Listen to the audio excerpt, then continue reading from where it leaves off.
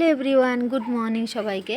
তো সকালে উঠে যে দেখো নিম পাতা ডাল দিয়ে ব্রাশ করছি। নিম পাতা ডাল দিয়ে ব্রাশ করলে দাঁতের জন্য অনেক ভালো, দাঁতের গোড়ার জন্য ভালো, পোকা ধরলে। তারপরে এই যে আমি দুধ চা বসাইছি। তো রোজ রোজ তো লাল চা ভালো লাগে না খাইতে, তো মাঝে মাঝে একটু দুধ চা ভালো লাগে খাইতে, তাই বসাইছি। তারপরে আমি বরকে দিয়ে পরে আমিও এক কাপ চা খাইলাম। পরে ছান টান করে সুন্দর করে স্নান করে তারপরে আমি আজকে সোমবার, তো ভোলেনাথের এখানে জল ঢেলে নিলাম।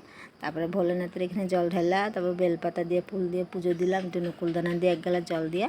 তারপর দুপুরবেলা রান্না করলাম হলো তোমার এদিকে মুগ ডাল, আজকে তো নিরামিষ সোমবার। তো মুগ ডাল, সাদা ভাত, আলু ভাজি, পটল ভাজি, আর ওইটা হলো আচার।